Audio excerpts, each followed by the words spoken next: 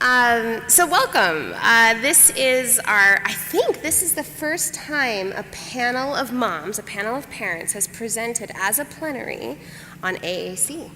So now, what I love about the fact that it's 2017 is that we've got our researchers sitting alongside our families to show how we're putting all this stuff together. So welcome everybody. You probably know me, Erin Sheldon, because I put myself out there on Facebook so much. I went back to school and got a graduate degree for my daughter because she was such a puzzle for her entire school team. And if you know me well enough, you'll know that I'm a way better mother on the internet than I am in real life, right? So everything we talk about here, all the stories we share, we're sharing ourselves at our best moments when we felt the most successful.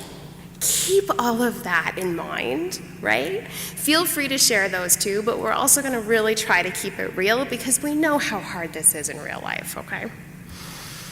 So we're talking about our journeys with AAC, and you can see there's Maggie at the beginning of our journey. That picture was trending on MySpace for 6 weeks as the #1 most popular picture. So that tells you that she's a teenager now because that's how long ago MySpace was. And there's Maggie next to her with her short hair and her shaved head. It's actually currently got a bunch of purple in it. I don't know if you guys remember, if your kids are old enough, my daughter's starting high school in September, but there was a time when I came to my first ASF conference, and the communication systems that we tended to see looked a lot like this, and there would have been very few here at the conference, and they were big, and they were bulky, and we'd see a kid using one, and we'd be like, wow, that must be one of those ICD, UPD, ABC kids, because that looks so complicated, that's so amazing. And families would be on our listserv at the time. They'd be organizing car washes and spaghetti dinners and fundraisers, trying to get access to one of those 50-pound devices to help give our kids voices. Because the way the service system worked for our kids, most of them weren't even considered ready for one of those. We couldn't even get government funding to get these kind of devices because the way it worked, there was this readiness assumption that you had to be able to say to a child, show me want, and the child would have to touch want, and then we'd believe they understood it, and then we might actually fund something for them. But kids like mine were considered completely exempt from that until she could perform on demand, she wasn't ready for a device. And in fact, she was given a little 4-button, go talk now. And this speech therapist was a behaviorist, and so was keeping really good data on it, and showed that the more times you asked her to say something, the higher your chance that she would refuse. Therefore, she didn't understand and wasn't ready, and took the 4-button device away and gave her a Big Mac, a little single message. Yeah. I drew different conclusions from the fact that Maggie was 90% accurate with the first correct and 90% refusal with the last, but anyway, that's where we were at. So when we're talking about our journeys as families, my journey as a mom of a teenager is that only 14 years ago, getting access to a communication system was really hard and really tough. And then this big revolution happened, and we realized that we could use ordinary consumer technology such as an iPhone, and we could turn that into a speech for our kids. One of the speakers later today, Sam Sennett, was one of the first ones. One of the vendors who's here today, Assistiveware, was one of the first ones to realize we could take just ordinary technology, put something on it that would give it speech output, and we could give access to a voice to all of our kids. So we all went crazy buying iPhones and iPads and all that kind of stuff, putting all these words on it and going, here you go, kiddo, talk. And a few of them did, but a lot of them didn't. And I think that our movement as families over the last 5 years has been, how are we going to actually bridge that? So now the technology's here, we can do this. But how do we actually support them to realize this can be their voice? When I heard that I was supposed to use it with my daughter, I was supposed to talk to her with her system. She has her Proloquo, I used it, here's how I used it. It is time to go to art. It is time to go to bed. It is time to go to school. I don't like that. Please stop. Let go, let go, let go now. She somehow got the idea from how I was using her system that her proloquo was how I bossed her around. No idea how that happened. We had to realize our journey was realizing that we couldn't use it like a visual schedule.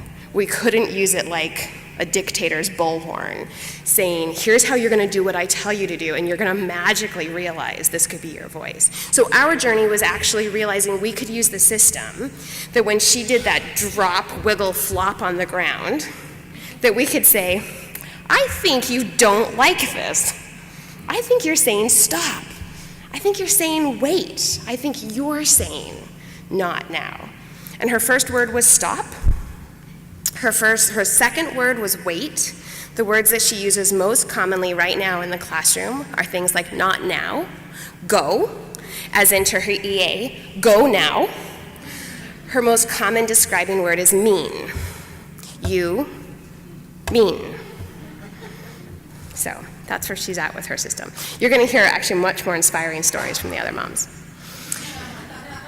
As I was thinking about where this panel fits in the whole conference, and where this day today and what we're learning together fits in the whole conference, what I really think our conference this week is about is resilience, right? So take a look at these charts and think about when you wake up in the morning, where are you? Are you in that blue zone where you're all calm and zen? Because I know you get a full night's sleep, and then you wake up and you make your cup of tea and you sit outside on a leafy veranda overlooking vineyards and you sip your tea in silence, right? I know, and then you actually wake up, right? And it's actually 3 a.m.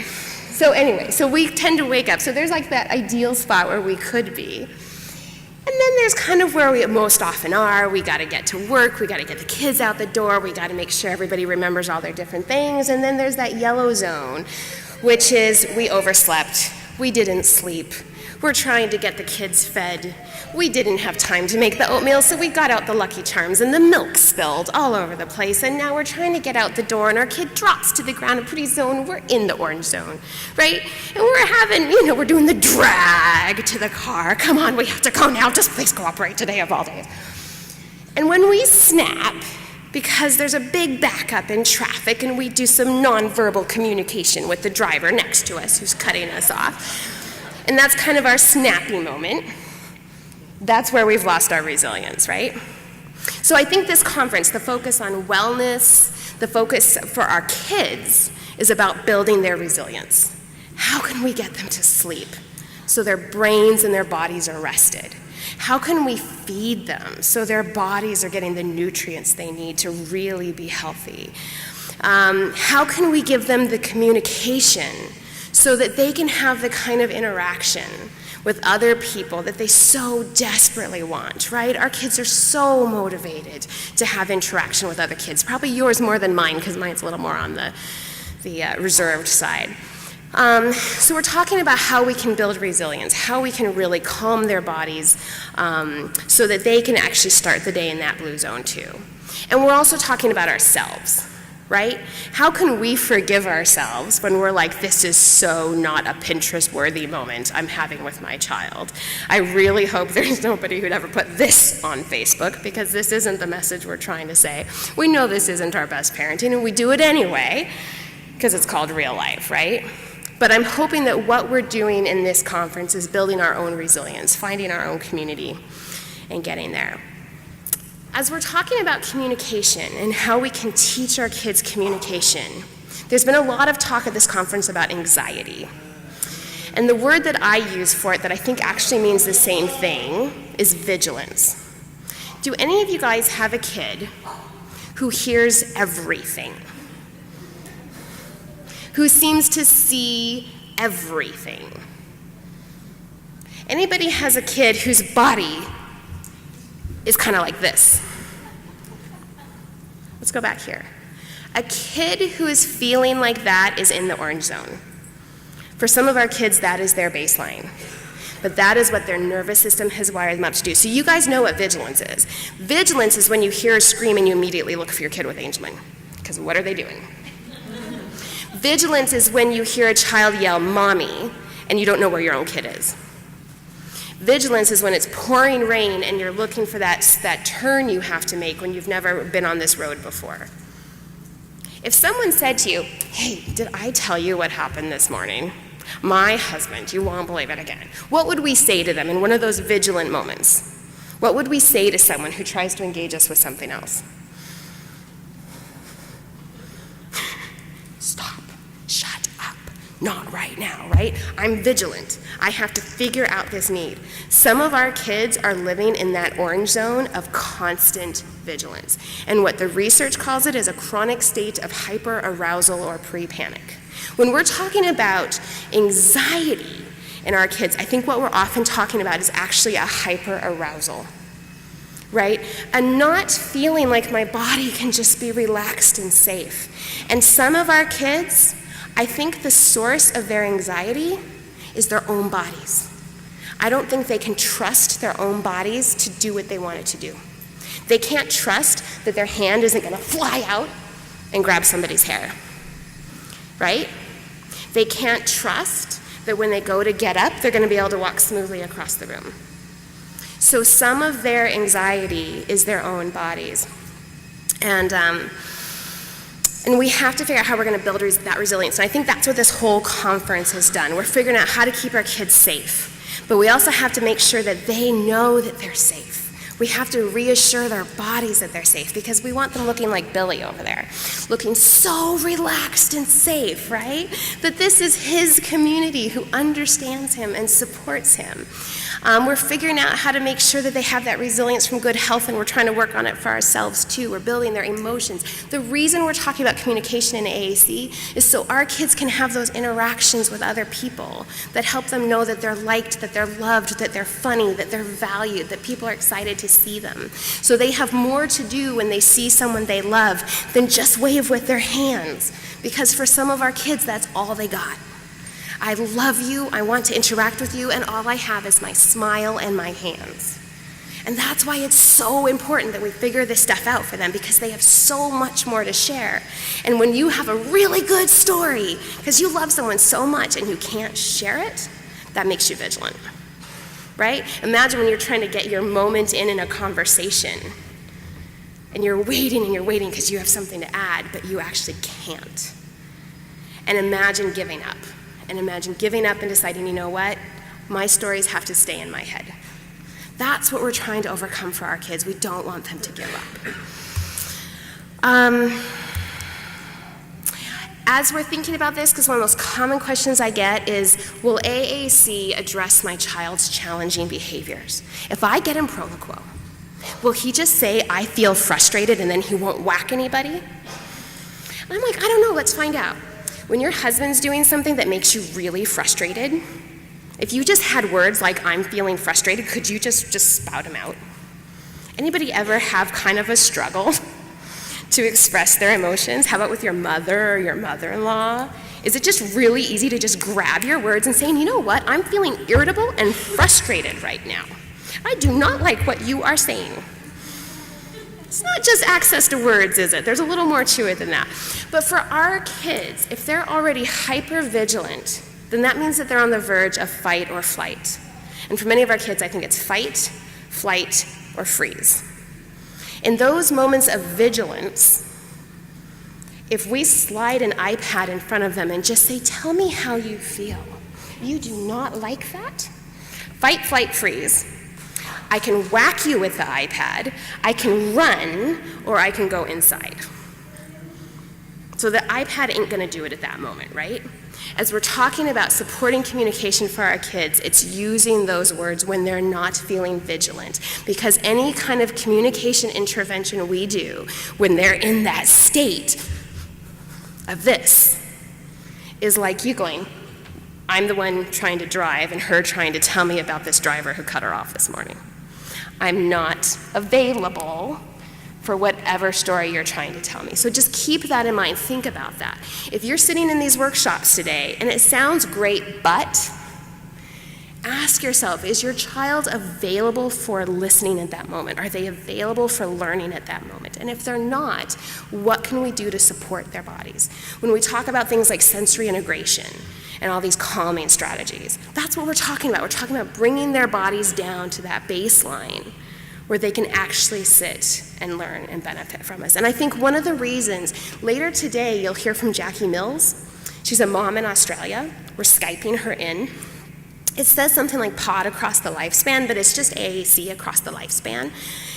And I think what's so powerful about all the stories that she has is all of our adults that she's worked with. And how many of our kids know that all of you want them to use a communication system, and we've put all these things in front of them, and they know they're supposed to reach out and whack something, and by the time they're in their 20s, they've been there, done that. And a lot of what we offer with AAC is not terribly exciting. Some of the workshops that are offered today around social communication are going to be the things that are going to get them, right? But a lot of what Jackie will talk about is what we can do in those moments where our kids are really calm, right? What can we do when they're at their best in the relaxed situation so that slowly we can build them up to having words down the road.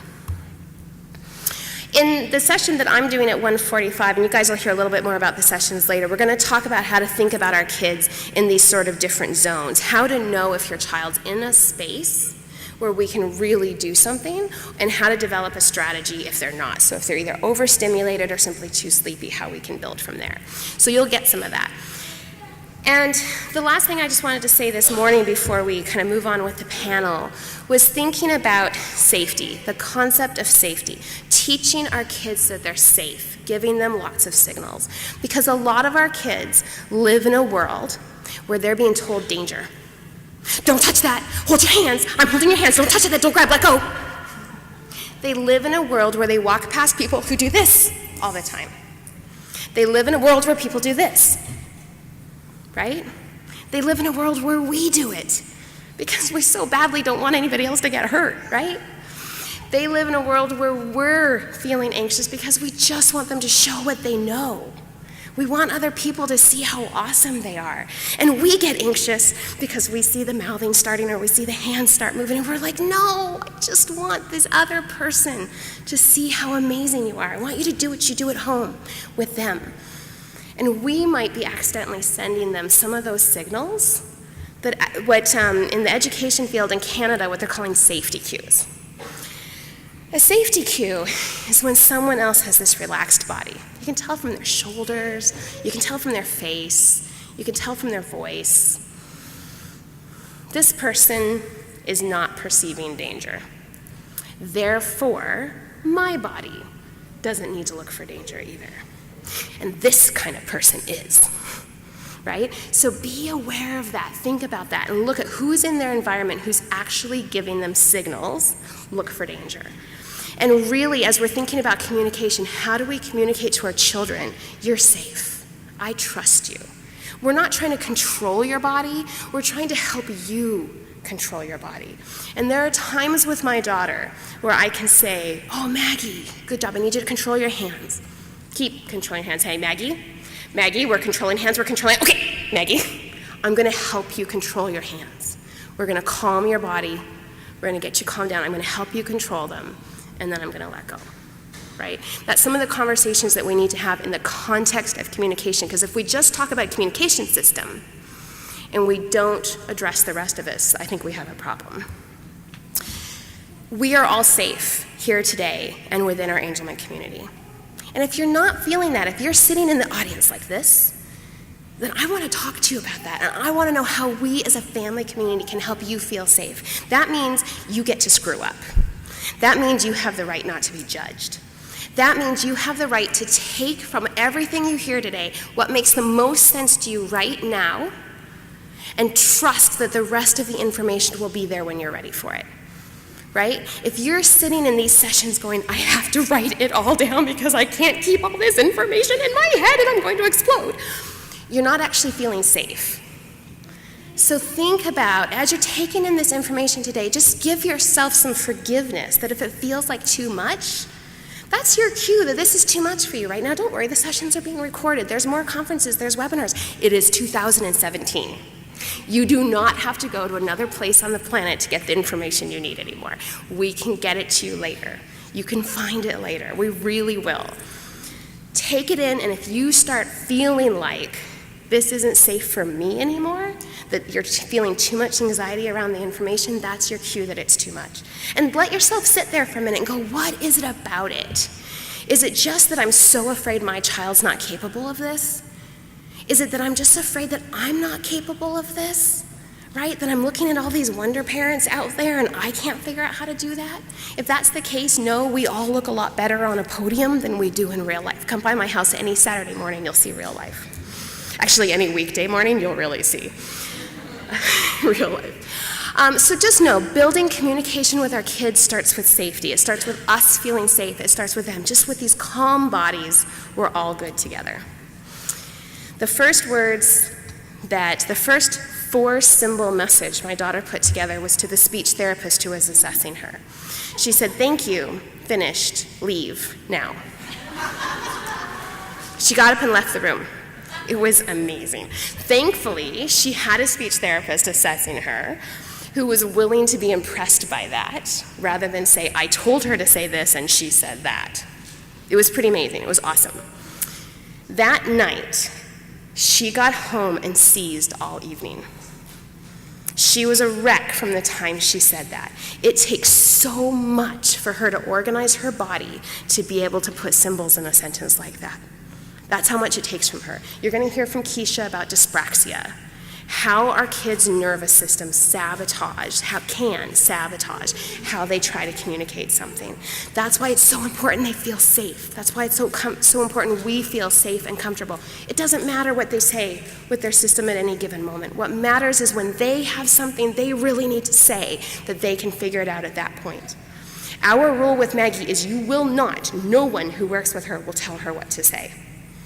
Because only she knows if her message is important enough, that it's worth the toll it takes on her body to do that. Now, most of our kids can learn to use a communication system without that level of concentration, but that's how much it takes for her right now. So, and when she's doing the most communication, she needs the most breaks. If she can do something like that, that's the end of her day. There is nothing else she can do for you that day because she just did that. That's where she's at right now.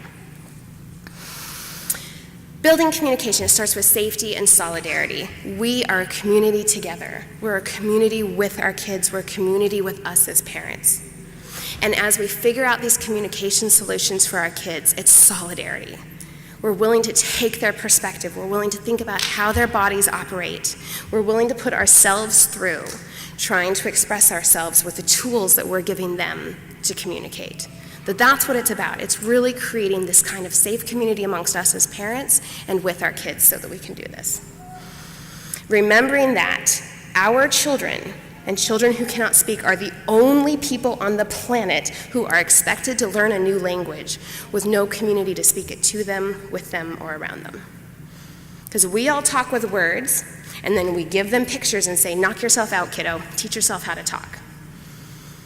And then we're surprised that there seems to be some big lags there, right? So keep that in mind. You're going to hear a lot about modeling today, and that's what we're saying. That we're no longer expecting children with Angelman syndrome and adults with Angelman syndrome to teach themselves how to talk. We're going to give them models for it just like when we needed. So our panel today, I've gone way over time. Those slides went really fast in the hotel room, let me tell you. We're going to have this panel today. It's going to go over time. Just roll with us here because the second session is also myself and Stephen, and we're just going to roll right into it. So just think of this as a 2-hour session and pretend that there's no schedule that we're breaking. Dr. Calculator is going to start. He's going to talk about multimodal communication. And what's so important about his work is that while other people were trying to measure what our children cannot do, he was asking what can they do and what can they do with the right support. And that has consistently been his question all along. And he has allowed us as families to have higher expectations, which dovetailed so nicely with the breakthrough in technology that's now given us, our kids, so many more resources.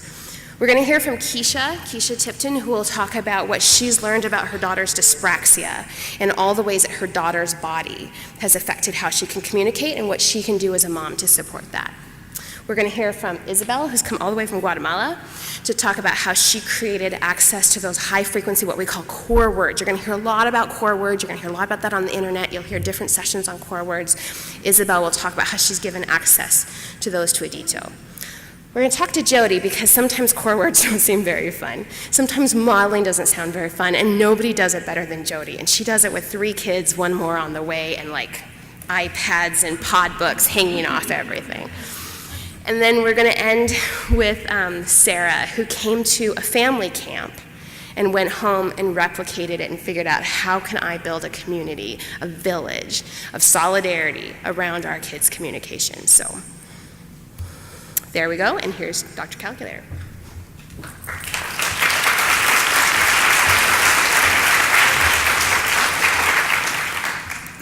Okay, welcome everybody. Hope you're enjoying the weather in Phoenix. We went up to the Grand Canyon. It was just such a relief. The temperature just dropped about 20 degrees. Everyone's dispositions improved, and it was a very nice time. So I was very excited to be invited to present on the subject of communication, and to hear a whole day was going to be devoted to communication, because one of the slogans within professional organizations now is that communication is the essence of human life. And if you can't communicate, you're going to be locked out of many aspects of life. So just like so many of the parents I've interacted with over the 25 plus years, when you ask them what are their top priorities for their children, one is safety and happiness, and then that leads to a discussion of communication. They want their children to be able to communicate effectively, because that's going to be the strategy whereby they develop friendships, succeed in life, and just have a happy lifestyle. So we're going to talk about communication today, as Erin said, with respect to multimodal communication. So over the course of the day, you're going to be hearing about electronic communication aids and speech-generating devices and applications for iPads and other as far as pieces of technology and pod systems. And one important message I want you to take away from today is that the reality is the vast majority of children with Angelman syndrome, their preferred method of communication is unintelligible vocalizations and natural gestures. And even children that have access to very high-tech speech-generating devices, they default to natural gestures and vocalizations.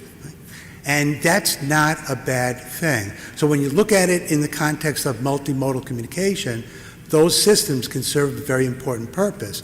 And when they're supplemented by more sophisticated means of communication, such as AAC devices and the use of speech-generating devices, these kids can develop robust communication systems. And as Erin indicated, my research has indicated that children with significant deletions can indeed use AAC devices, high-tech AAC devices, very effectively, efficiently, effectively, and successfully. Right? So it really contradicts many of the naysayers as to the appropriateness of that type of technology for our kids. Okay, so let's real quickly talk about some characteristics of Angelman syndrome pertinent to the AAC use. And one is, as I said, all 3 communication modes can be affected. So these are negatives, but they can also be positives. So how many of you kids communicate vocally? All hands should go up. How many communicate gesturally? All hands should go up. Graphically, photographs, pictures, pointing to things. Yeah. Physical manipulations, pulling you towards things, putting things in your hand. Okay, so these are all multiple methods of communication. So just like all of us, I mean, as I'm talking, my hands are going, my eyebrows are going up, I'm smiling because you're such a beautiful audience. So again, it's a combination of a multiple method of communication that results in effectiveness in terms of communication. In the case of graphic or vocal systems, the reality is the vast majority of children with Angelman syndrome don't speak. However, there are an increasing number of kids that are being identified that vocalize, and the vocalizations very much approximate words. So there are some children using words, there are children using sentences. I work with a brother and sister in New Hampshire, and they are conversational with speech. So there's a tremendous range at this point in time. Gesturally, natural gestures are by far the most prevalent method being used, and the big problem with natural gestures is they're very idiosyncratic in that they're defined by the child, him or herself, and oftentimes it's only a mom and dad and maybe a select few that can interpret those gestures. So when they're used with other people, they result in communication breakdowns, and there's a need for other methods. So a method we'll talk about, in an hour or so is enhanced natural gestures as an alternative. And then again, the third mode of communication are graphic symbol systems. So one issue that I see happening right now is there's just a real persistent use and a rumination on the subject of picture communication symbols. So it seems like 98% of kids with Angelman syndrome that are being introduced to AAC devices, they're being introduced with picture communication symbols, such as the Mayer-Johnson symbols. And many of the kids are struggling to learn those symbol sets, and in some cases, the symbols are being rejected along with the accompanying aids. And the reality is, if we just use a different set of symbols, maybe something a little more transparent, something a little more concrete, our kids could benefit far more in terms of their use of these devices. One thing that we need to keep in mind, and it's a very important takeaway message, is that there's very little evidence for the idea of symbol hierarchies. So some of the kids that I work with, they're using photographs because that's what they're ready for. And if they show mastery of a photograph-based system, they may be introduced some very, very concrete pictures. If that works out, they may be introduced to line symbols, and whoa, if that goes along, there may even be some words added to these AAC devices. The reality is that hierarchy is not substantiated by the existing literature. So the reality is there are many kids that can use effectively, at the same time, a combination of photographs, pictures, line drawings, and even words. Right? So, as parents, what you want to advocate for is always moving forward, looking ahead. So you don't want your child using an AAC system that consists exclusively of photographs, for example. You want to be pushing along towards higher levels in terms of symbol uses and abstract uses of symbols. Right? And one way that's been conceptualized is we're planning for today, so let's meet the immediate needs of our kids, but at the same time we're planning ahead to the future. So provide these literacy experiences that, and Erin's done some really nice work in this area. So providing opportunities for literacy learning right from the early years, preschool age kids, exposing them to concepts of literacy. Right? Another thing it suggests, as I said, is mixing symbol sets. So once again, having communication boards that have pictures of favorite people, line drawings, other more abstract pictures, words, and putting these all together and packaging them up into one symbol set. Okay, Erin talked about one method of communication or one application of augmentative and alternative communication as an alternative to challenging behavior. The other one is to supplement methods that are already there. So we don't want to reinforce, if the way the child wants to indicate that they have to use the bathroom is this, we don't want to supplement that, we want to replace that behavior. Or if a child's way of indicating that they like that gummy bear that his sister's hogging across the room, right, rather than this, that is very idiosyncratic and nobody else would understand, you might want to replace that gesture with something a little bit more concrete, right? Something more easily understood. So a model of communication that is based upon some of these concepts that I'm exposing to you, it's called the communication needs model. And in the private work I do as a consultant, a communication and educational consultant, this is meat and potatoes as far as some of the work that I get involved with and the applications of a particular model.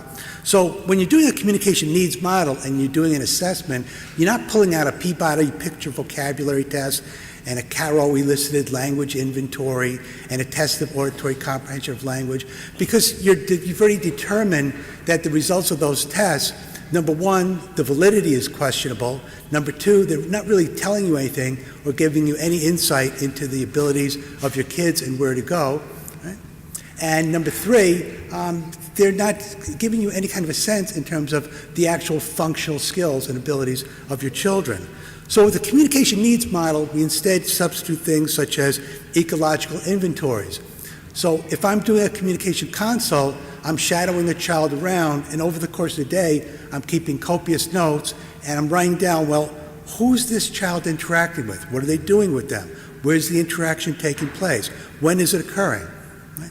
And at the same time I'm doing that, a physical therapist is asking, when is he standing? When is he sitting? When is he side lying on the floor?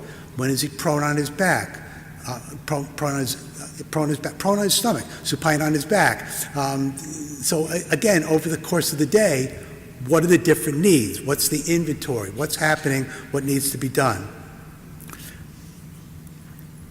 So the next question is to determine, well, how many needs are being addressed through current communication techniques?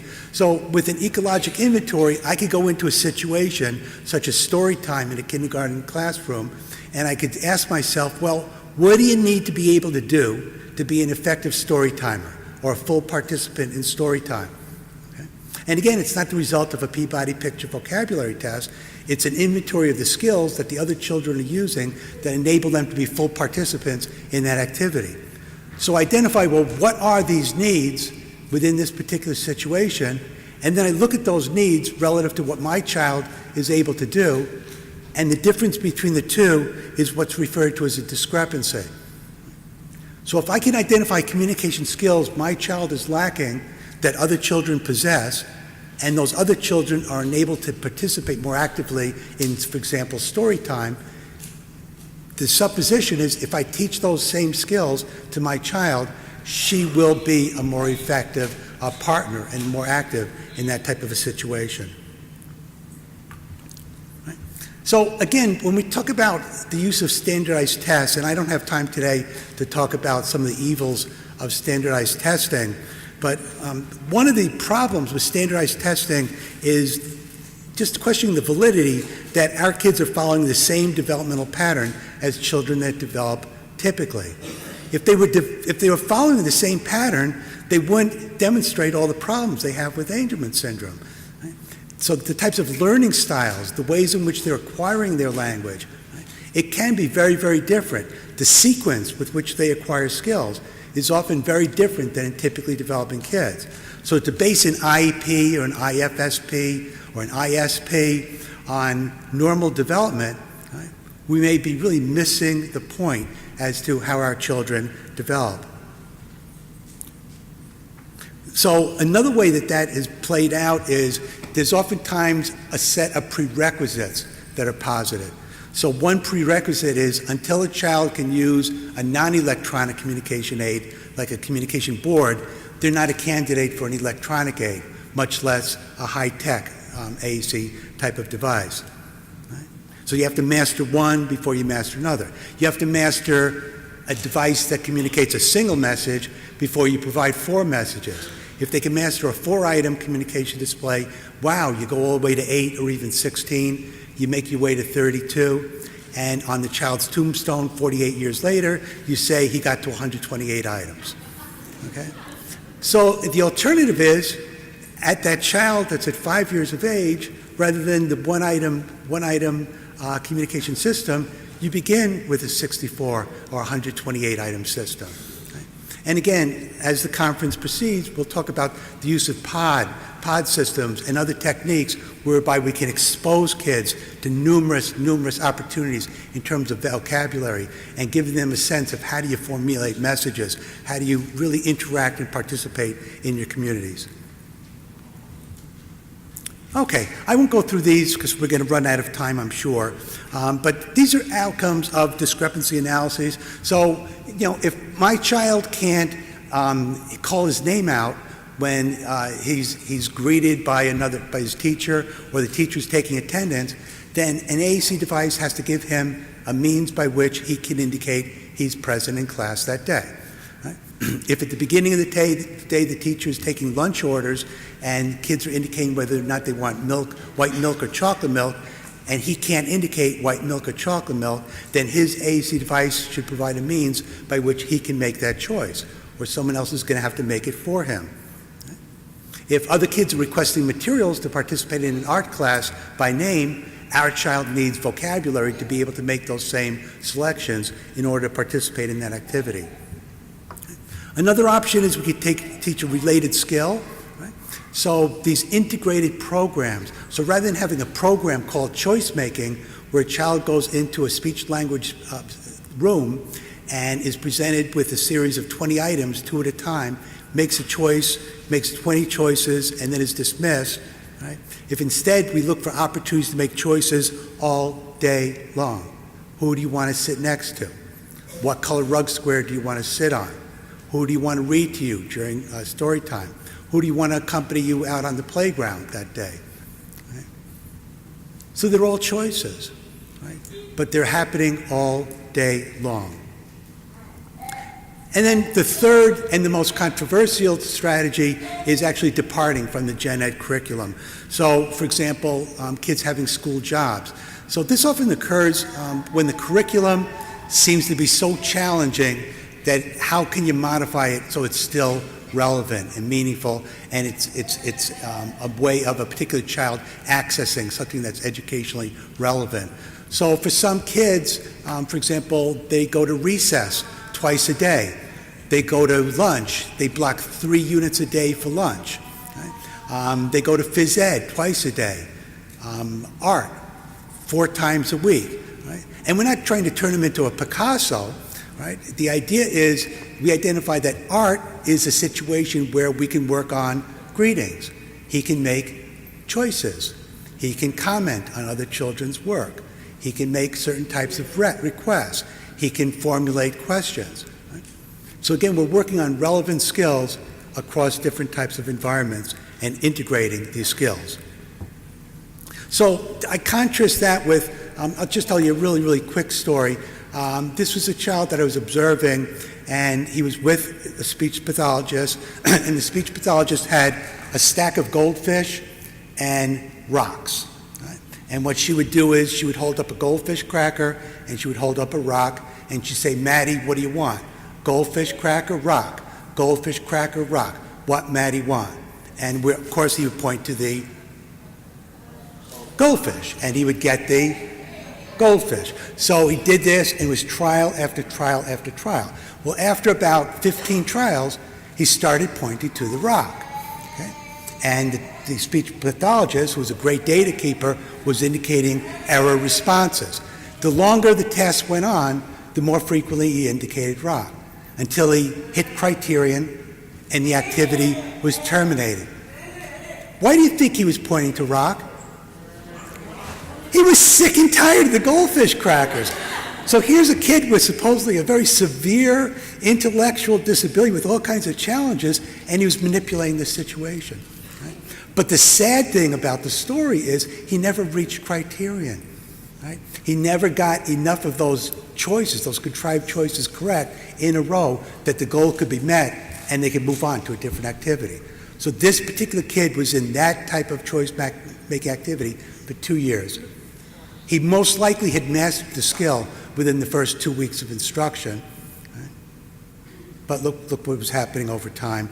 Another child in Minnesota, Anoka, Minnesota, a physical therapist came to his classroom, pulled him out of the classroom for his walking program. Instead of choice making, it was a walking program. And she took him out of the room, she led him down a long hallway, he pushed through a steel door, ascended a flight of stairs, opened up another steel door, walked the entire length of the hallway, pushed through another steel door, descended a step of stairs, went back down the hallway and back to his classroom.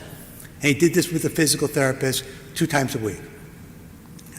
When it was time for him to go to lunch and get from his classroom to the cafeteria, guess how he got there? In a wheelchair. In a wheelchair. So here's a kid that's making supposed progress in terms of his ability to ambulate more and more independently, but in terms of a functional context, there's no change in learning.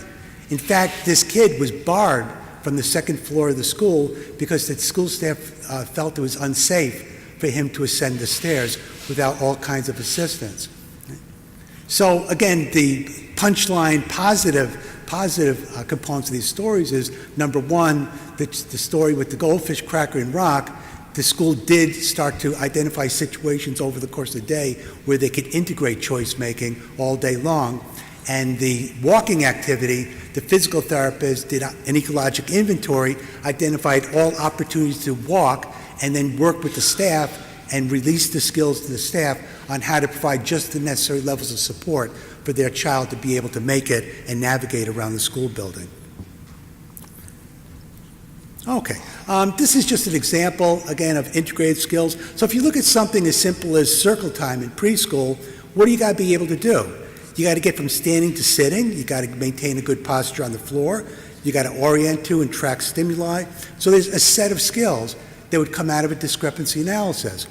If our child can't demonstrate one of those skills, what would we do? If he is unable to request objects and share novel information, what's going to be the IP objective? Yeah, request objects and share novel information. Okay. Another thing we look at is the use of teachers and others as natural supports. So again, just for sake of time, I'll move through this relatively quickly. But most of our kids are receiving one-on-one support from paraprofessionals, and the paraprofessionals provide 90% or more of the intervention. So when we're trying to talk about integrating kids into their communities, including them in classrooms, what we're seeing is a greater and greater reliance on what are referred to as natural supports. So we have classmates reading to children. We have classmates helping kids take off their backpacks and set up their communication aids. We have kids approaching classmates out on the playground and asking for assistance to get up into a swing. We have classroom teachers rather than paraprofessionals that are calling upon students and answering their questions. Just this idea of natural supports. Natural supports ties to another really important concept, and that's self-determination. And again, Erin just alluded to that a little bit. But the idea is the communication system should foster self-determination. So we want our kids to have as much power over their lives as possible. Right? When we think of our 2-year-old at the age of 25, what's our dream? That our kids are influencing their lives. Our kids are calling the shots in terms of who interacts with them, what they're doing with them, where they're going, what's happening. So we're trying to teach our kids to be decision makers as much as possible. So one implication of that when we're looking at multisensory communication is sign language. So sign language is very, very difficult to understand for people who don't sign when individuals can produce signs accurately. If you've got a child, what's this a sign for? Ready? This is a kid with an inventory of 50 signs. Everybody call out when you know the sign. Ready? 1, 2, 3. Are you watching? Okay, you should have that second. You didn't have that second cup of coffee, did you? All right, ready? Ready? Here it is again. I'll give you another chance.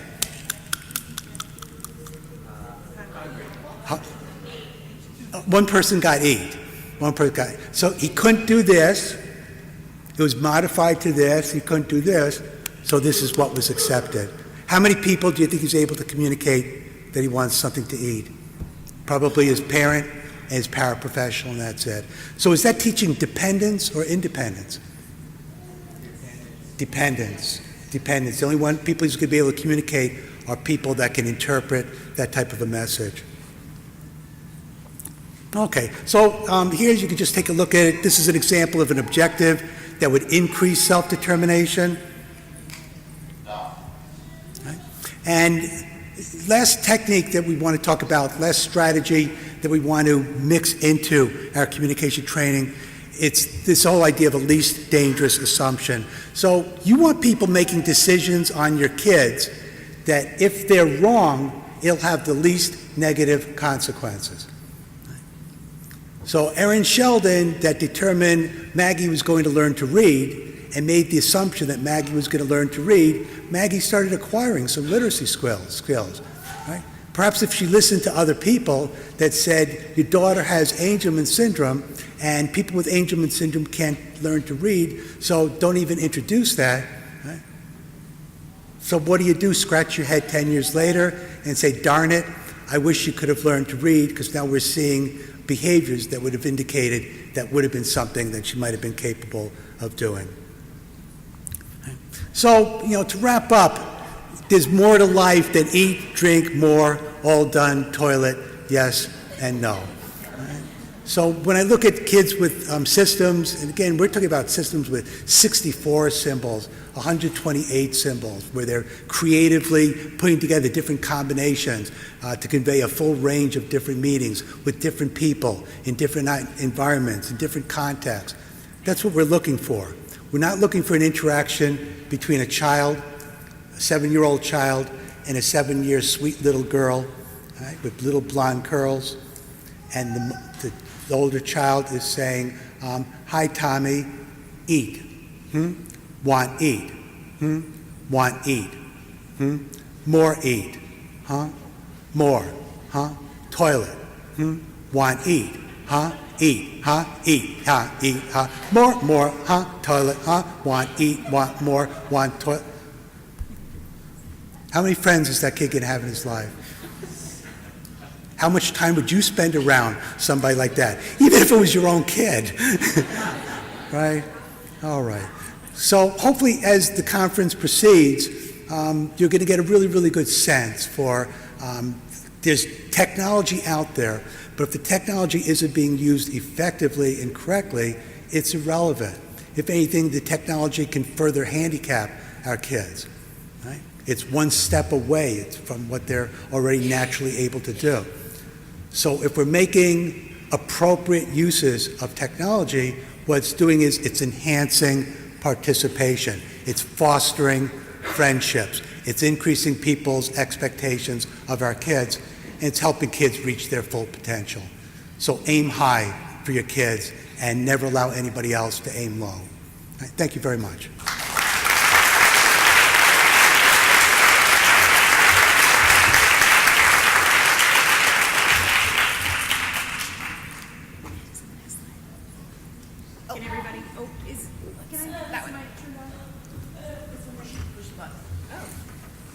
I've never done this before, guys, so bear with me. I'm Keisha Tipton. I'm mom to Riley. Some of you may know us from Facebook. She's 12 years old, deletion positive. And I just want to piggyback on what you said, Dr. Calculator, about the importance of multimodal communication. We all use multimodal communication in our everyday lives, and our kids are no different. We just have to learn to be really good observers of what they are trying to tell us. My daughter's school experiences were very much the goldfish and the rock. Replace the goldfish and the rock with marshmallows and iced animal cookies. She did that till she was 7 years old, and I saw this, she plateaued in her development, and I was an aide in her classroom, and she would just lay her head on the desk. She matched purple and green rings and read, brown bear, what do you see? That was her academics. And as a mom, I wanted so much more, and the timing was just perfect with the things Erin has started, this communication revolution in our community.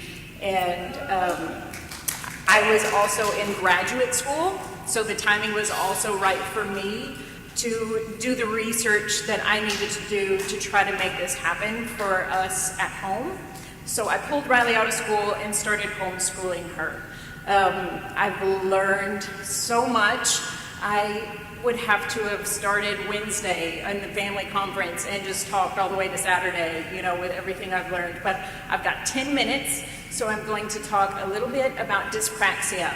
It's a learning disability that's just kind of this overall described as discoordination, right? Clumsiness. And that is present pretty much all the time, and it does make accessing an AAC system really, really, really difficult. But there's also, I've noticed these moments of more intensity of just that overall discoordination. And it's like, my daughter, she describes it. By the way, she does communicate. She's fully literate. She reads and she writes. But she talks about her body being on its own. That is how she describes it. And so there's these intense moments of this brain-body disconnect. Her brain is telling her body what to do, and her body does something completely different. And when we first started, I didn't know anything about dyspraxia. This is all just emerging from my observations and our communication between one another in the last couple of years, and we've been on this total communication journey for 5 years. So I'm sure if you talk to me a year from now, I'm going to have even more information about dyspraxia, because it's just going to be ongoing. So a lot of what I've learned is still in its infancy for me, and I've made lots of mistakes. But I've learned more from my mistakes than, because perfection is just not a thing. So when Riley started talking about these moments of dyspraxia and her body being on its own, you know, we listen to a lot of self-advocates in the autism community, and they also mimic very similarly experiences that, you know, Riley has and Riley talks about. I personally choose to listen to the self-advocates because only they know what it is like to live with autism or live with Angelman syndrome. I don't know. I want to know because I think it will help me be a better mom to Riley. So I don't know if y'all are familiar with a term that often gets circled around on the Facebook groups of our kids being consistently inconsistent. Dyspraxia is one of those pieces of why our kids are consistently inconsistent, because their brains are telling their body to do something, but their bodies aren't listening. So Riley has triggers to these more intense moments, and I'm almost halfway through, so I'm going to go through them really, really quickly, and how I help support her. So when she has to do something specific with her body, like an x-ray, this is the best example that I can give. She gets very flustered. She doesn't stand still for an x-ray to take a picture of her spine. So I use self-talk, a lot of self-talk, to help her ease so she can know what she can do with her body. That's, we have a little chant that we've done, and I've learned this because we've had some terrible x-ray experiences, and I've learned I gotta come up with a better plan.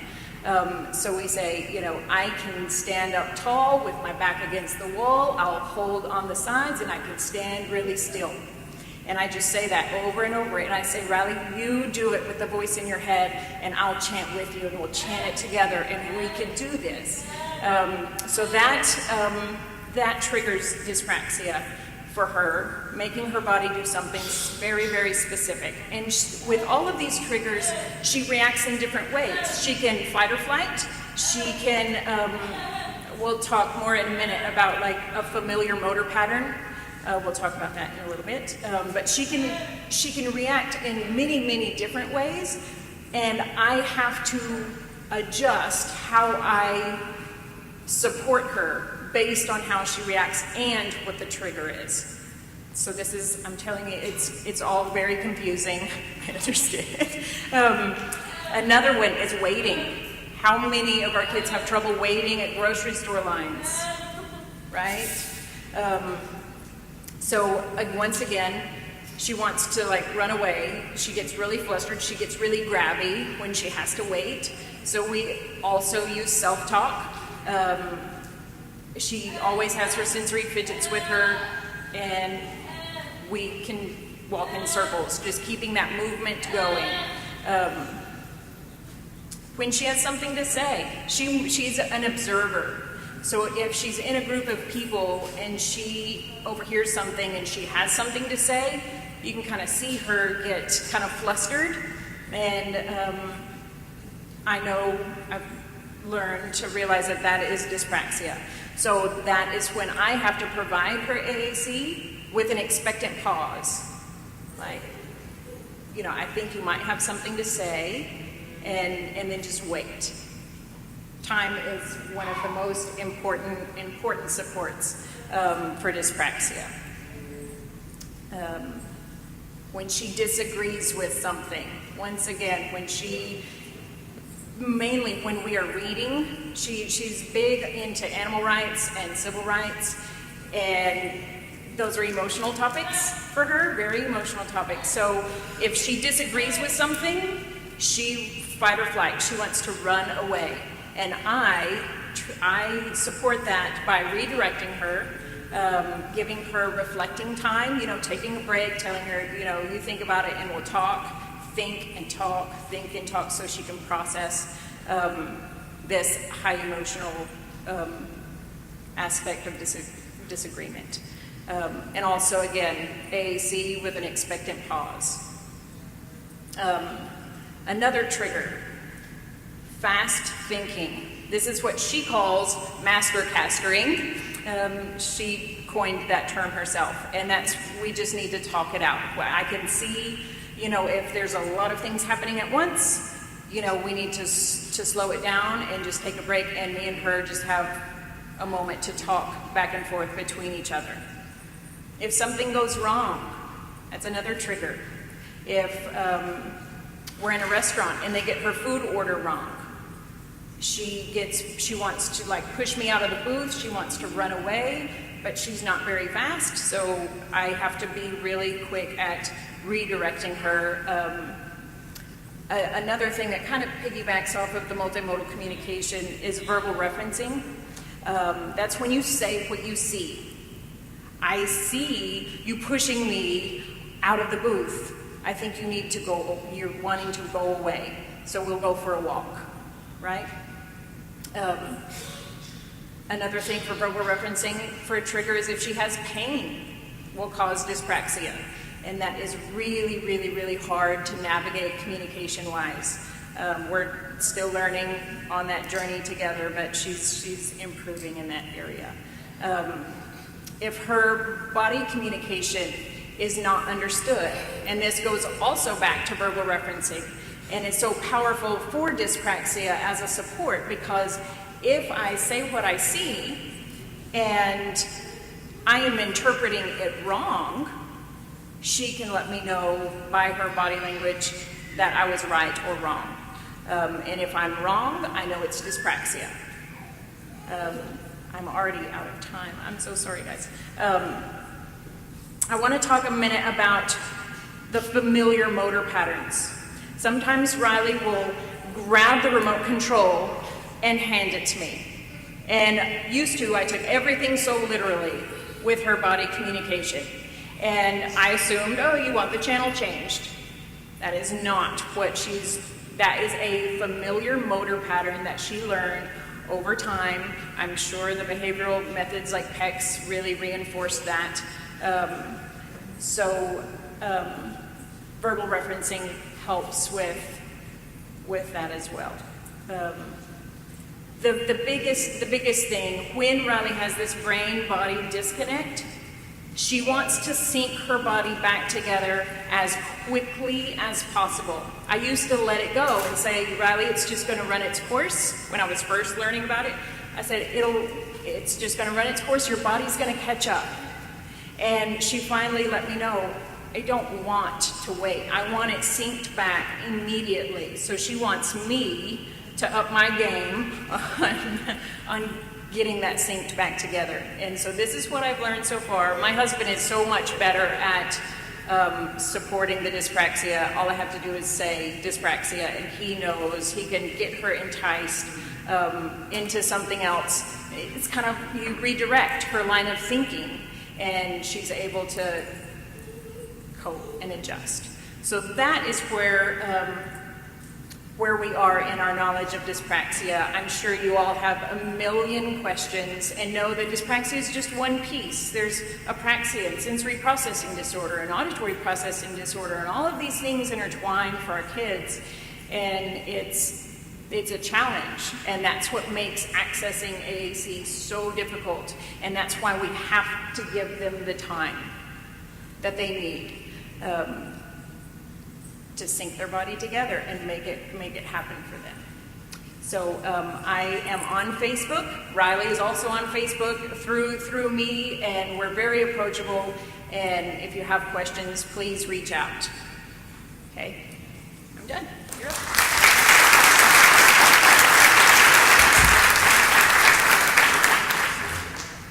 Hi, my name is Isabel. I'm Edito's mom. I'm very honored to be here. I was just thinking, 4.5 years ago, I was in the audience. And of course, I've been in the audience many times since, but it was the first time. And Edito had just been diagnosed maybe a few months earlier. And he was 1.5 years old, and I was hearing all this, and I was like, oh my God, this is incredible, but we've got to get started right away, And if I lack one thing, then it's patience. So I said, okay, I got to start yesterday. So basically, we started with one-page printouts. This is Edito. He's almost 6 now. And we started with these one-pagers, and I laminated them, and I put them in different places. And what I learned, and that was a big eye-opener with Erin for me, was that basically I could not focus on objects, because we always think about things, objects, right? Food mainly, right? And clothes and things. But really, is that so relevant?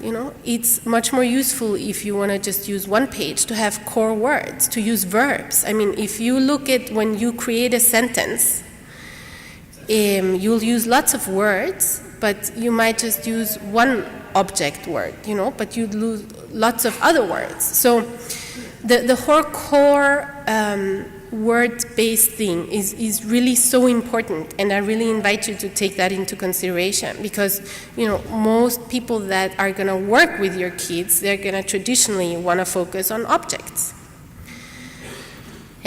So basically, we printed out these one-pagers, and then I started modeling, and people around me were just looking at me and saying, "You're insane. He's not getting that. I mean, what are you doing?" And I'm like, I don't care, it's gonna work, I believe, I presumed competence. And Edito at that time was 1.5 years old, and then when he was just over 2, we got him his first iPad mini with an AAC app. And everybody was like, what are you doing? He's not able to do it. And I'm like, I don't care, I'm just gonna go on, And he, over the last year, basically, so many things have evolved. So you need to have patience. You really need to have patience. And you're going to hear more about the modeling thing, so I'm not going to talk about the modeling. But what I realized, one of my key messages is also that Edito used to use 6x6 words, so 36, and then I decided, okay, I need more words, to model. Because it's easier to have more words on one page than having to navigate through different pages on an AAC system. So I said, okay, I'm going to just increase it. So I went to 64 words per page, and all the people around me said, "You're crazy. Look at the size of the buttons. He's not going to be able to do it. Look at his motor skills. Look at his fine motor skills. He doesn't have a pointer finger." And I'm like, well, I'm just going to do it. That's one of my assets is persistence and strong-mindedness, or whatever you want to call it. And then what we did, what really helped us, and I wish actually I would have done this years ago, but we're always smarter afterwards, right? Is we got a key guard.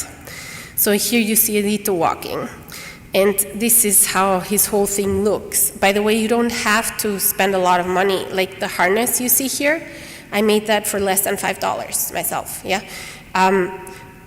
but we live in Guatemala, so things are cheaper there, so probably here it costs more. And of course, if you can spend on a professional harness, you should, because then it's going to be ergonomic and whatever, but we didn't want to spend so much. So here you can see he uses this key guard, right? And one of the reasons why I didn't buy the key guard earlier was also because of the expense, because we have tons of expenses, and Edito doesn't have insurance, so we have to pay everything out of pocket. So I said, no, I'm not going to spend $70 on a key guard, In the end, I said, no, I'm just going to do it. And what's the worst thing? So finally it got shipped to Guatemala and everything, And third day, or second day, and Edito broke the key guard. I was like, okay, this cannot be happening, you know. So I said, okay, fine, I need different solutions. So I just looked up a local laser printer, and I went and talked to him, and I took a photocopy of the screen of the iPad mini, and he did it. He did it for me in 24 hours, and you know what? He did it for like around $10, you know. So you just have to think out of the box and get things resolved for the way they can work for you, you know. And that first one for $10, he also broke within a day. And he broke 2 more till I realized, okay, so I cannot have big one field things. I just have to have like small openings throughout the whole thing where just one finger fits everywhere. And you know what? Now this one has made it for over a month, you know. So, and you know, it also used to have these straps to it, the original one that we bought.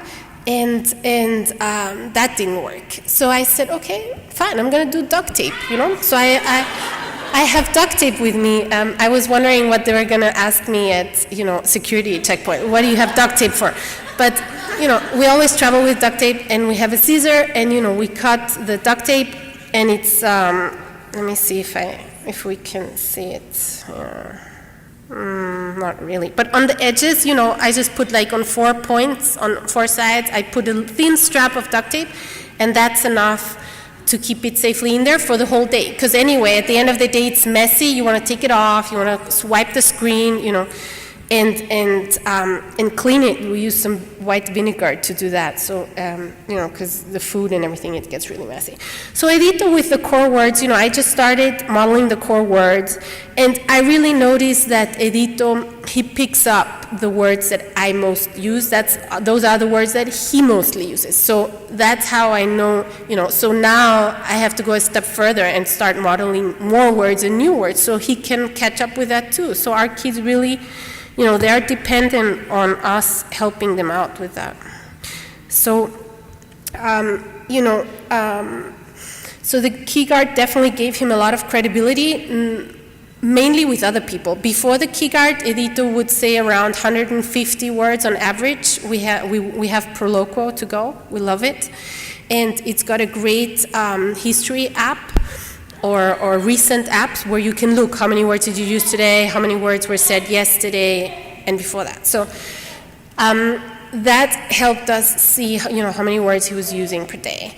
And with the key guard, it went down to 30 to 50 words per day.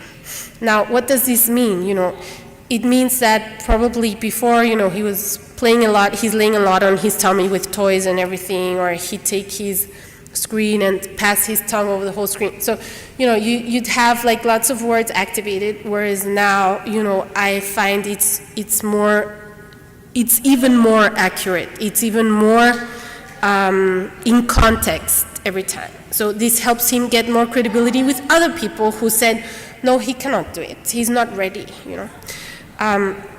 So that really helped us in that sense. And, you know, Edito, apart from commenting, because he mainly comments, like, you know, good, bad. Like yesterday morning, I didn't want him to bring his book that our friend Anna just had given to him. And I didn't want him to bring the book because it was a heavy book, you know, and then he drops it and then I have to carry it, right? So I didn't want him to bring the book, and so I took the book away from him. And he was mad, and he gave me this look, and then he hit the word bad. And I'm like, yeah, I'm really sorry, I know it's bad. And I know you really wanted to take the book, but you cannot take it. But so he comments in one-word sentences mostly. You know, he's gone up to 5-word sentence, but I can say that's happened 3 times in the course of a year, which I think probably ties in with dyspraxia. But if it was in there once, believe in your kid, it's there. It just takes them more energy to do it. And then, you know, he'll say a lot of like go, or you know, ready, but ready in the sense of, oh, come on, let's get it done already, you know, or let's leave already. In Spanish we have that word ya. So move it, mom. So, and the other day I had just put him in the car, and I was still talking outside with my aunt. So when I got in the car, he said various times, he pressed, once you say words on the top, they show up, right? And then you can just keep pressing the same thing and it will come the same message over and over. So he said, like, talk. And I'm like, yeah, sorry, Mom likes to talk. So, he's a funny guy. I'm getting to know him way better through this whole thing. And he also asks questions at times, but, short ones like who or where. When I say, where, when he says where, when we're getting in the car, I say, oh, yeah, I'm sorry, I forgot to tell you where I'm going, because this is what happens. With my neurotypical daughter, she'll ask me 1,000,000 times before we leave the door, so, Mommy, what are we going to do? Where are we going to? So I'll answer her questions, of course, much faster, whereas with Edito, I often, don't think about these details because, unfortunately, that's how we humans work. So we're on Facebook. Isabel Orellana de Chang is my name, and I'm happy to answer any questions for you online. And if you, need any help, support, inspiration, whatever, I'm always there for you. And thank you so much, Erin, for inviting me.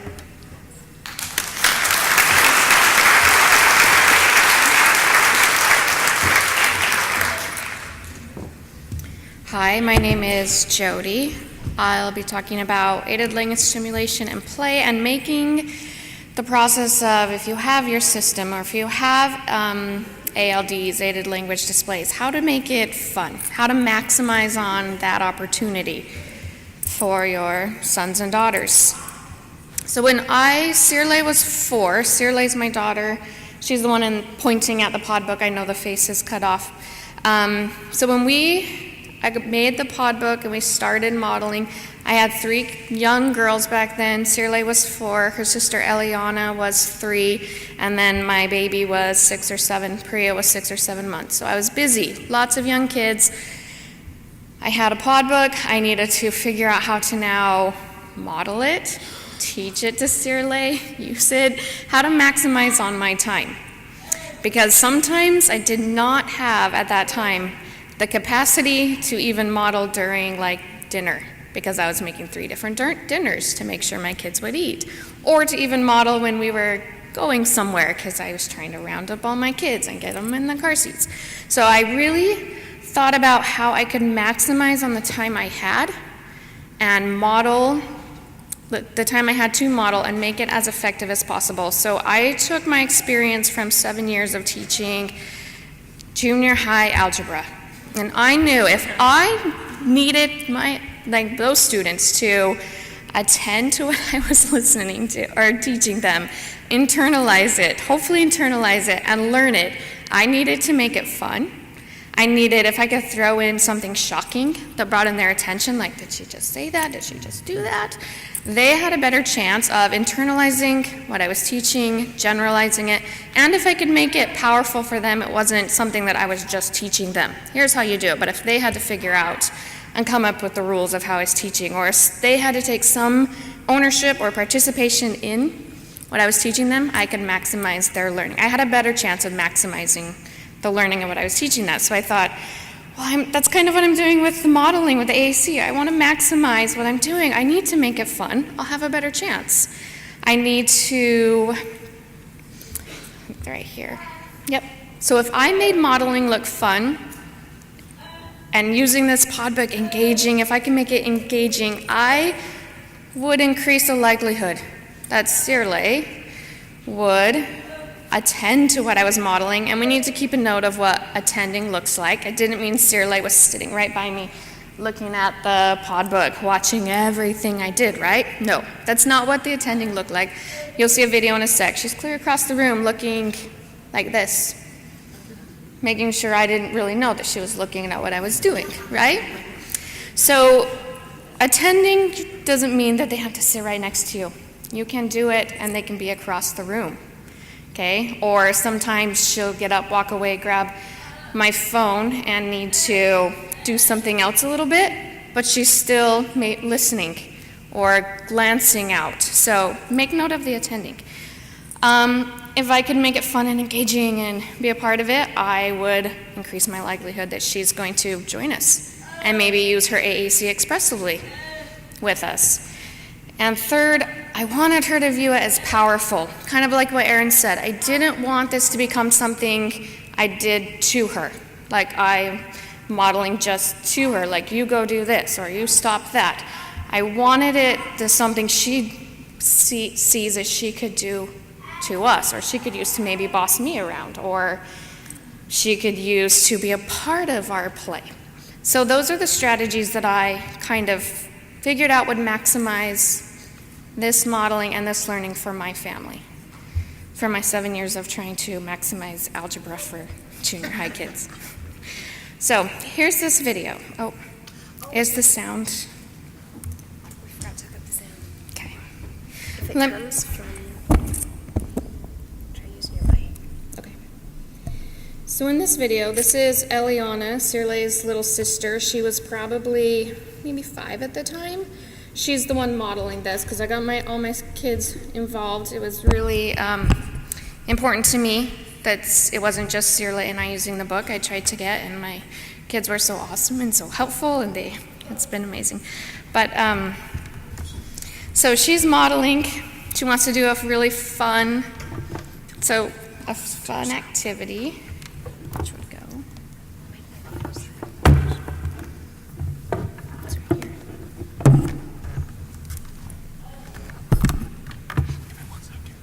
Okay. So a lot of my modeling was based around playing with my 3 kids, because that's the time that I decided to really maximize the modeling. Not during the eating, not during the routines, but playing. Okay, so you'll see this.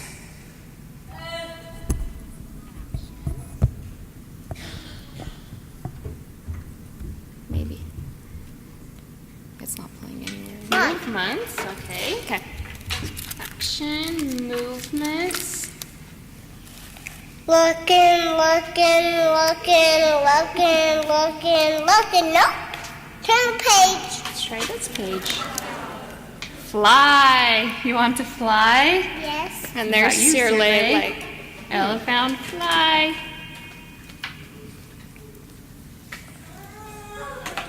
I'm waiting to see if I can get Sirle to fly. What do you think, Sirle? Let's. Okay, let's fly. Ready? Zoom, zoom, zoom. Oh, Sirle's turn to fly. Sirle said fly. Okay, let's fly. Ready? Ready? Zoom, zoom, flying. Whoa, fly. What about you, Priya? Okay, so I'll stop it there.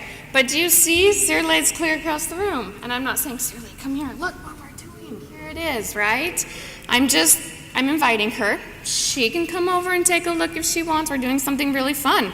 It's engaging. If you say fly, you're going to get to spin in a circle, right? And she was across the room and still saw what icon her sister Eliana was using, right? And she walks over for a minute, and then she's like, nope, not ready. Turns around and sits down, right? And I have to be okay with that. I was hoping like, okay, I'm okay. She didn't do it. That's okay. We'll keep going, right? And then she's like, okay, I'm ready. I want to fly too. And then you see her her sister was probably 1 or so at the time, toddle over there. I want to do this too, right? Let's see this book. I want to fly. So we made it fun and engaging, and she took the responsibility and came in and wanted to do it. It wasn't something I was doing to her or making her do. So using play became what I did I wanted to also model important language, like being able for her to tell me something's wrong, if she's sick or if she's getting hurt, or what happens when seizures occur. So I thought kids generally organize and internalize their environment through pretend play. My girls have been pretending to be pregnant for 2 months, right? Their Barbies are all pregnant, all of them, okay, for 2 months. They're trying to internalize and figure out what's happening to our family and to their mom through pretend play.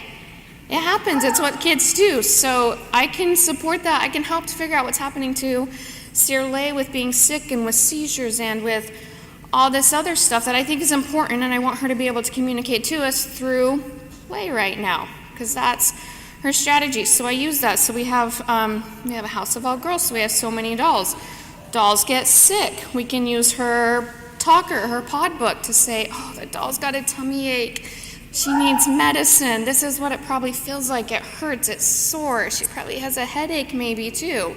Or seizures at our house, and I'm sure many of you can be really scary for the individual having a seizure and siblings.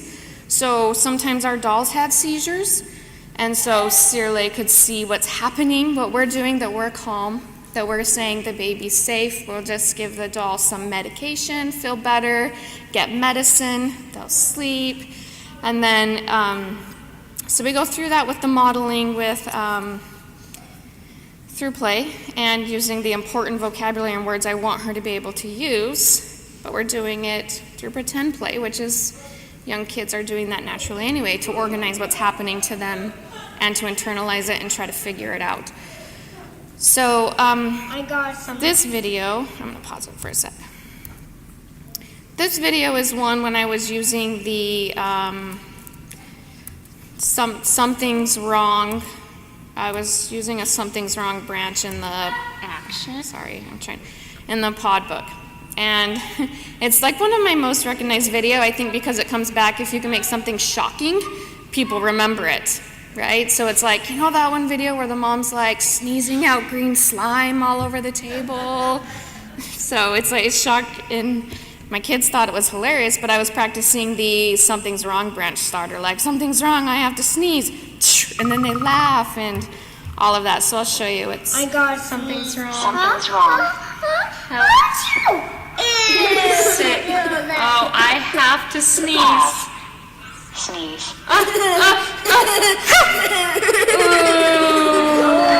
You did that. What? Sick. I have to sneeze.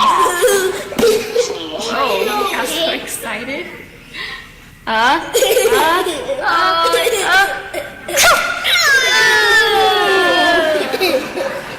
Categories. Turn the page. Don't like words. Yucky. Yucky. Mommy, I got slime on my shirt, but it's off. Yeah, I like this. I like this. It's okay. It's okay. It's okay, yeah. Okay, so it's fun. They're exciting. You can see Cirle's engaged. She's not using it expressively, but she's watching me use it, and she thinks it's hilarious and everything. So I use that a lot for the something's wrong. I'll just tell you about this video. She was just so sick, and she told me something's wrong, bump tummy. Like she could tell me something was wrong with her AAC. Yeah, bump tummy. So it was internalizing this play that we were doing around something's wrong, that you're sick. She was internalizing it. She was able to tell me something's wrong, bump tummy. She was really, really sick at that time. So it's been helpful. The last thing I'll touch on really quick is be creative and problem solve. If you're like, I don't know what to use for play, siblings are really great, peers or friends or other family members. What can I do to make it fun and engaging at home to try to bring them in? They are really great problem solvers. My last example, this was about a year or two ago. Cirle, every time we would get in the car, she'd use her talker to say, the word is not on my device, I'll give you a hint. And I'm just like, I don't know. Okay, Cirle, what's my hint? But I couldn't get anything more. The word's not on the device, I'll give you a hint. Well, at that time, Frozen was extremely popular, and my kids were singing Frozen in the car every time. We were singing Frozen every time we were in the car, right? Except for Cirle, because I didn't have any access or a way for her to sing Frozen with us. So my little Eliana was like, what do you think? She's saying this every time, right? And we were like, well, I was like, maybe she wants to sing Frozen with us, right?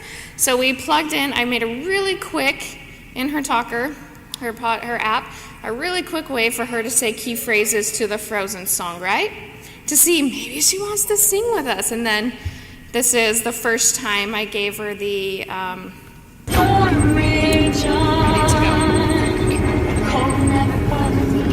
excited she is.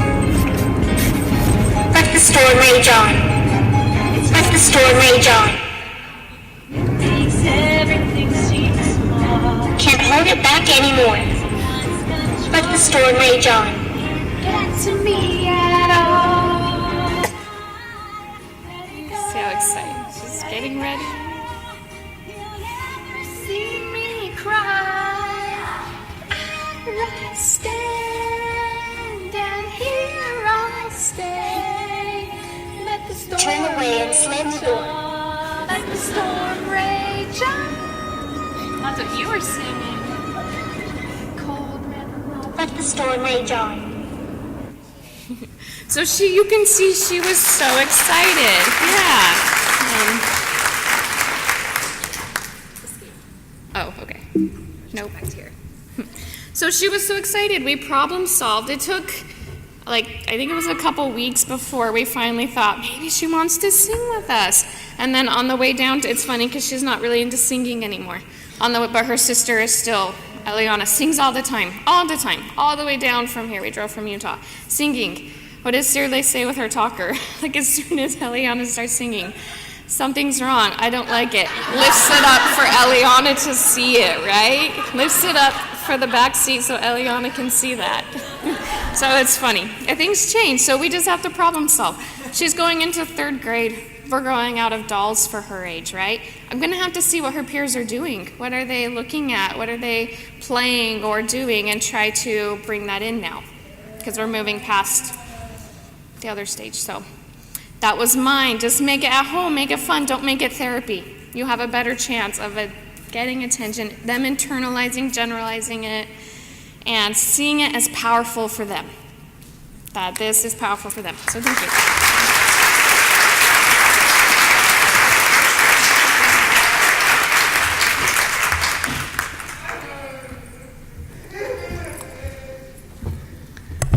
I have no idea how to follow that. No idea. So I'm coming to kind of tell you a little bit about my journey and kind of the people who I've met along the way that have influenced me. So a little bit about myself. My name is Sarah Rivard. I am from Canada, I don't say that. I am an elementary school teacher. Sorry, I'm used to walking around when I'm talking here. I'm an elementary school, or I was an elementary school teacher. I've worked with nonverbal behavioral kids. I've been a special ed facilitator as well as a general ed teacher. So I thought for sure I had some skills to maybe go through this life as it approached, as I learned more. I'm a mom to 3 kids, 8, 6, and 18 months, so keeps me busy. That's what I'm doing now.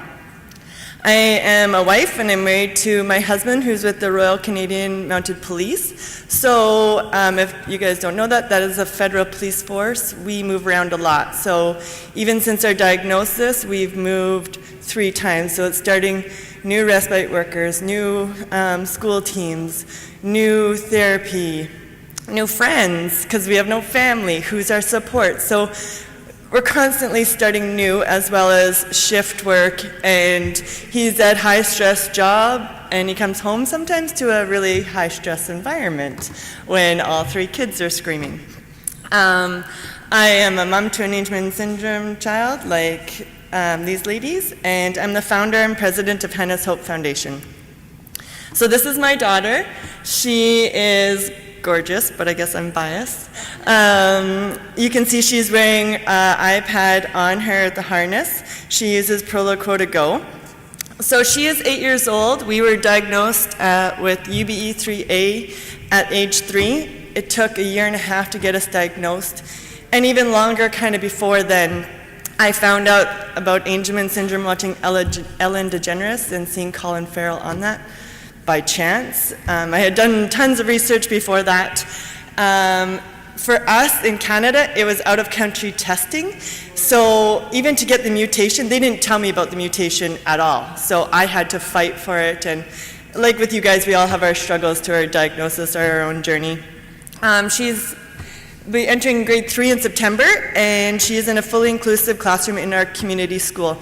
So with moving around, we've been in an inclusive school, or a community school. We've been in a really good special needs school, And we've been in, we now chose the community school to pull her out of that, or to put her back into the community schools, because that's what we have learned for our priority. As we've learned about Hannah, we've kind of learned to think, okay, what are the 5 skills when she turns 18 we really, truly want her to have? We want her to be social.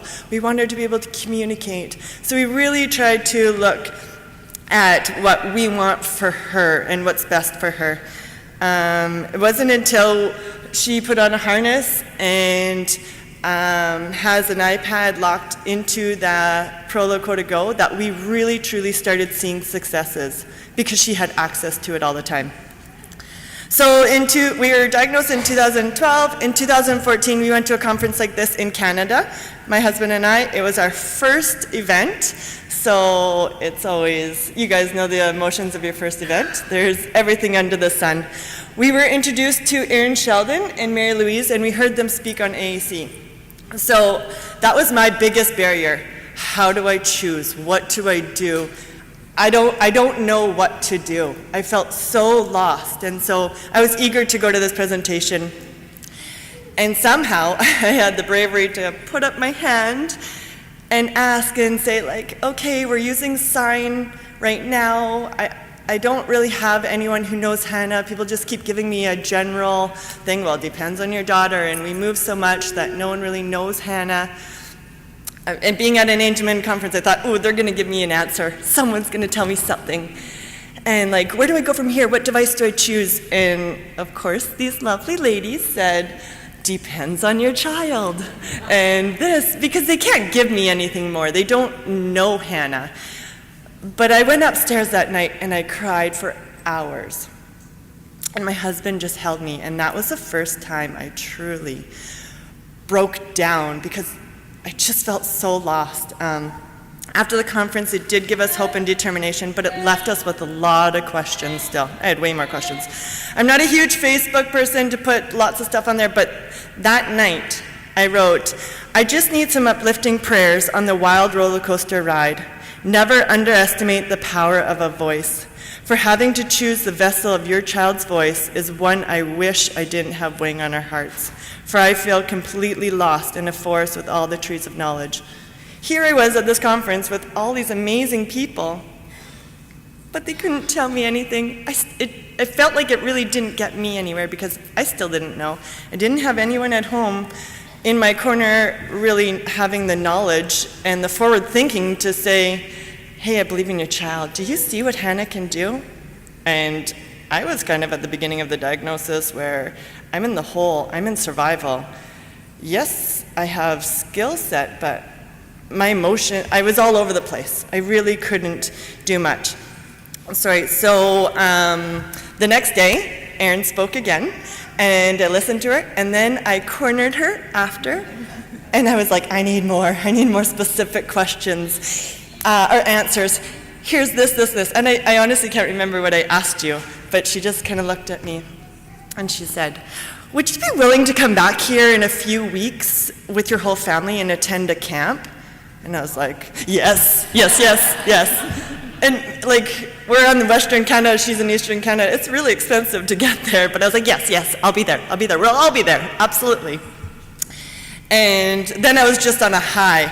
And I wrote then on Facebook, and I said, well, thank you everyone for your prayers. Believe in the power of prayer. I had the courage to talk to a presenter and ended up walking away with a once-in-a-lifetime chance. After 2 years of dreaming for communication help through immersion, we may have this opportunity to come back here in a few weeks to a family camp. The fact that this just happened still leaves me with the shakes.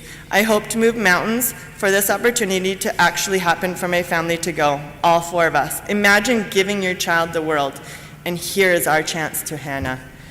I was so excited to go to a place where people could observe Hannah, and then I could ask questions, and then be like, okay, give me an answer. I need you to see her, because I'm not seeing her. No one else is kind of seeing her. Like, I need help. I need support. So here is at the family camp. We did lots of fun activities, and we were coming from Western Canada, so we did move mountains. I had lemonade stands, I wrote letters to service group. It cost us thousands of dollars, but I knew it was worth it to go in debt just to have this once-in-a-lifetime experience.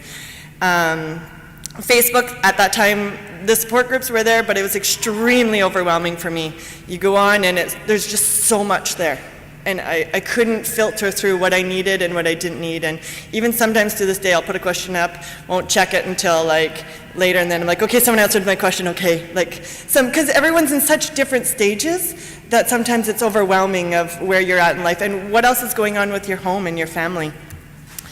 So we went to Gravenhurst, Ontario, which is a beautiful place if you ever get to go.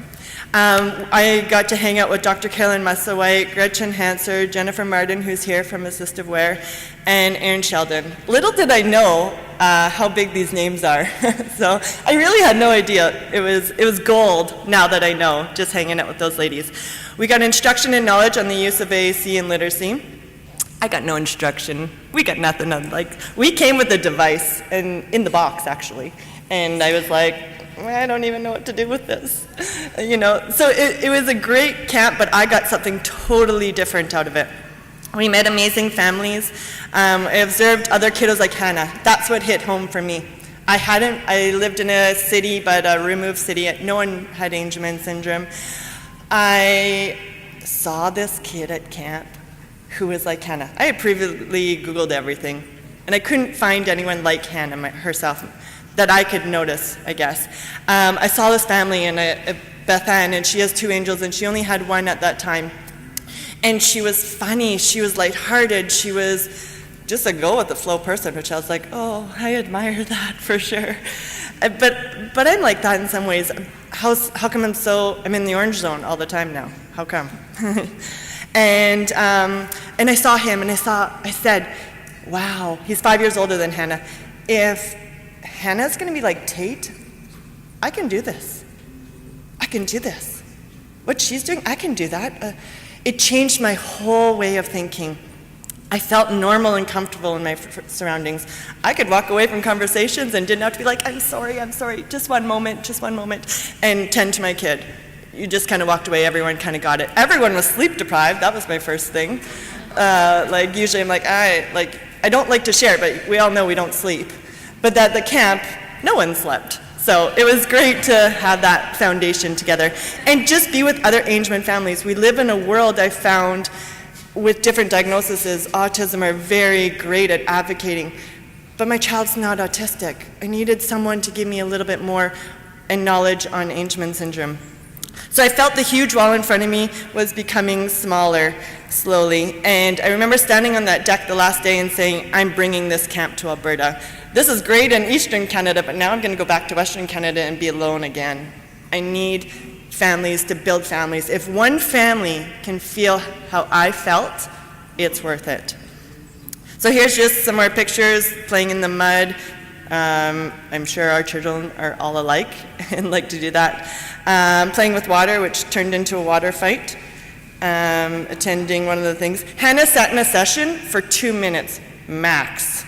We were out exploring, so that's why I say I didn't get much literacy because we didn't actually stay in the sessions. We had to go follow her around, but it was a great place to just explore.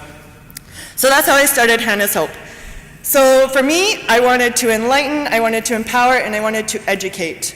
I was part of a focus group for parents, and all you heard was complaining and teachers about budget cuts, and I just am so sick of that. Can we all just work together and figure this out? And we all have something to give. How can we work together? So I wanted to bring families together to provide support and show that you're not alone. I wanted to educate and support our educational professionals, teachers, SLPs, OTs, the school administrators, anyone and everyone. I want to enlighten and empower families and educators about AAC. Believe in your child, to see your child as them themselves. So this was essentially camp. So this is our camp.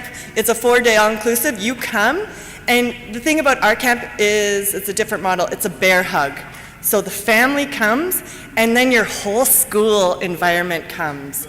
And then your respite workers, anyone in your world can come and is encouraged to come. So that's what I wanted. I wanted to do, when Hannah goes to school, they're doing the same thing. When they're going to Splash Park, her respite worker is doing the same thing. And when I go to Splash Park, I'm going to try and do the same thing that they're all doing. So I wanted to get that bear hug and educate everyone. And I truly believe the successes in my last 2 years in community school and the teachers are from camp, because they're coming and they're learning, and not just from me. They're seeing my family in a different light. They're seeing Hannah in not just the kid who, is Destructor Dan sometimes in the classroom and pushes things around.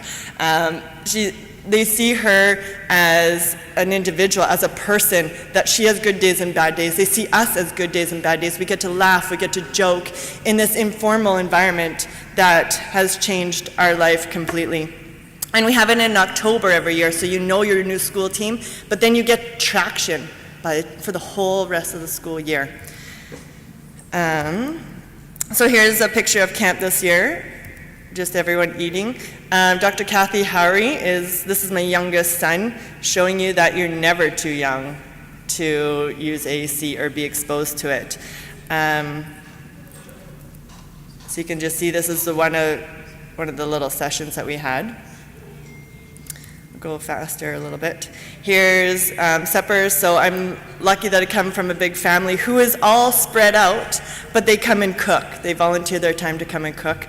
So that's good. We do a golf tournament every year of the community that I'm in, and that funds the camp to make it extremely low for families to attend. But we have, people had garage sales, lemonade stands. There's so much to do to raise money.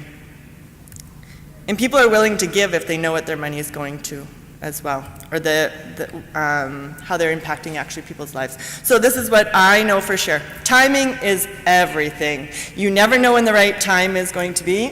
Keisha talked about it too. And if that opportunity would have happened a year later or a year before, would it have been different? Absolutely, but I don't know. And so it's kind of putting yourself in that vulnerable place to say, hey, if I get one thing out of it, it's worth it. If you get one thing out of it, you've changed your life already. We need to feel normal once in a while. I think we can all relate to that. We really, truly just want to feel some kind of normalcy in this life. We need a safe place to be educated and supported. I don't know for you, but people are like, well, you're a teacher, you got this. And I was like, oh, God, I can do this great in the classroom, but when I get home, it is a whole nother world. So I need that safe place to feel that vulnerable. So we are vulnerable in these situations. This puts us in an extremely vulnerable space, because it's another thing we just don't know how to do, another thing how do we actually implement it? So we need that safe place for each other. AAC makes everyone feel vulnerable. What made me feel normal was Erin Sheldon saying that she had bad days too. That made me feel good. Only because I could then relate to her. I could then relate to each and every one of these moms that we all feel vulnerable. This is completely unnatural. I have my voice, I talk. But when I'm carrying an iPad all the time, it's unnatural to kind of coordinate myself to model to my child. So I think it's important to remember that. There are no limits what our children can achieve. I think we've all done that. Doctor tells you something, you grieve for a long time, and then your child blows you out of the water. And then you're like, oh, okay, you did that. Wow, you did that. That's fantastic. We all need to feel the bear hug from time to time. So you need to feel loved, supported, that you're doing okay, and what you're doing is enough, that we are enough. Love is enough sometimes for our children.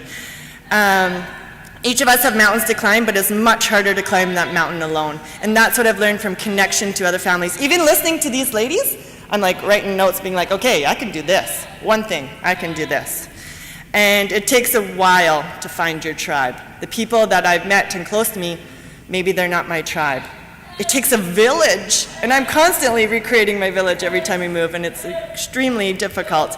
But when I'm finding my tribe, I'm learning to love them hard. I'm learning to love the right ones, so on my bad days, I have that one person to call, because it's even a vulnerable place to call that one person, to even say, oh, I'm not doing so good today. So what I know too is camp changed my life and my family's life. Attending the CAST conference and taking that chance was the best decision we ever made. I believe in Hannah, and I don't listen to the cants anymore. I went to the neurologist and been like, is she gonna run? Tell me something. And they're like, no, but she's running. So I'm learning to not listen to those cants. I see Hannah in a new light. I see her for her. That changed my life at camp. I actually saw her when I left there. I was no longer in the deep survival mode as much as I was. I presume competence. So here is learning, you can see Hannah video of a multimodal, how multimodal she is, but learning that this is okay to just sit, and she's extremely motivated by people.